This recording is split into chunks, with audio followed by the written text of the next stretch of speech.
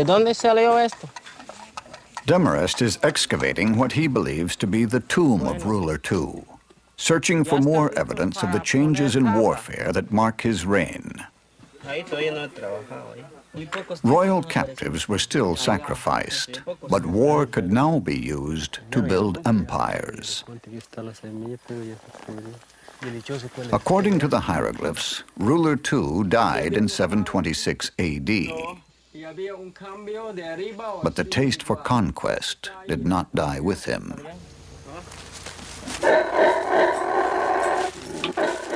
Each Dos Pilas king was more aggressive and expansionistic than the last. This is Ruler III, and you see him in militaristic garb with warrior costume, an enormous jade necklace that must have weighed about 40 pounds. He has skulls hanging from him, a spear and shield.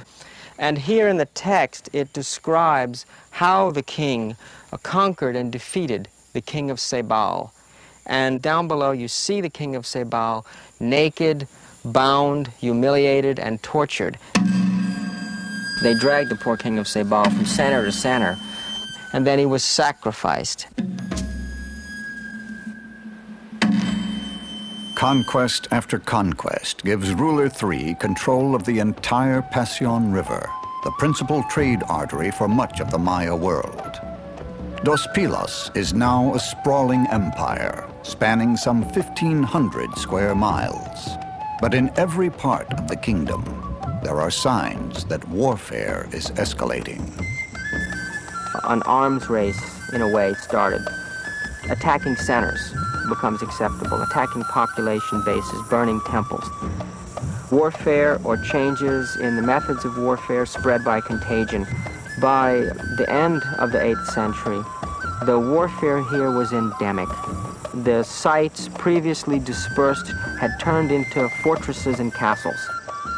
The Maya begin to crowd into areas where defense is possible.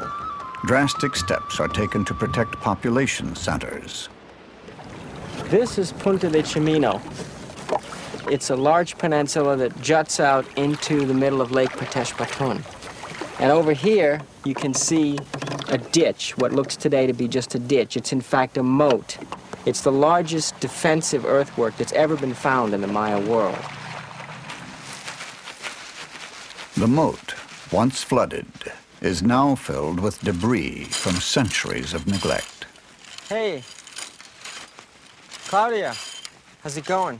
You got carbon, a lot of carbon. What else have you got here? Wow, that's a spearhead. These came from here or up? In this level. In this level, all of this here? Yeah. This is just what you expected. You know, if there was an assault here, you've actually got evidence of a battle maybe 1,000 years ago in this very spot.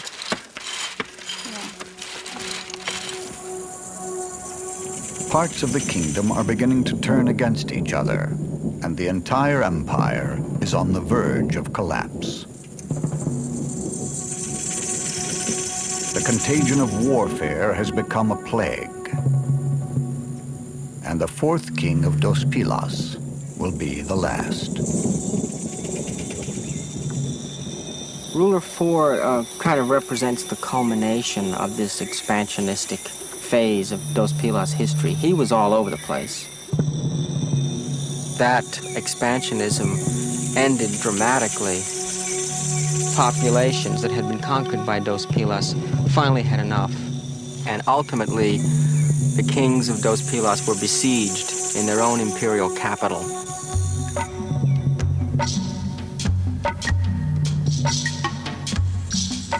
With mounting evidence of raging wars, Demarest now believes he can explain the mysterious stone barrier on the Dos Pilas stairway. At the time of the collapse of the Pateshpatun kingdom, a wall, very crudely constructed wall, stone wall that probably held wooden palisades, like a wall on an American cavalry fort, was thrown up right through the middle of the royal palace over this hieroglyphic stairway to put up a desperate defense. This may be a fossil of that moment in time when the last king that ruled here, ruler 4, was holding out against his enemies. In the last days of ruler 4, the citizens of Dos Pilas frantically tear stones off of the great palaces and monuments to build walls around their embattled city. Peasants who once farmed on the outskirts flee into the walled city, crowding into shacks in the shadow of their temples. It shows the degree of desperation of this kingdom at that time. It's almost as if you had a population squeezed in, living on the White House lawn, holding out at the very end of the collapse of American civilization. That's what you have here, that moment in time.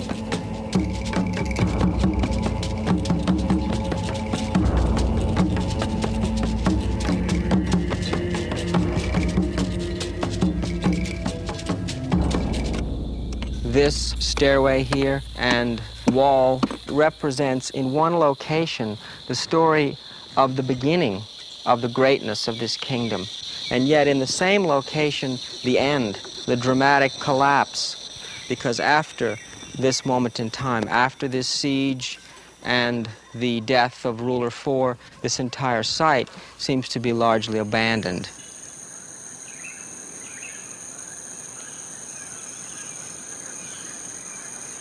But the people who lived here left their story behind.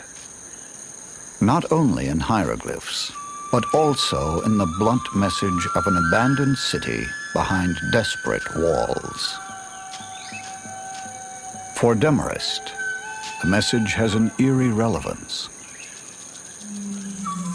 To see a civilization as this one is, with the jungle covering it, and to see the way that it's been reduced to broken rock and soil by the jungle, there's an immediate impact. It reminds us that we can fail, that civilization is a complex phenomena and we can screw up, and the consequences can be totally catastrophic.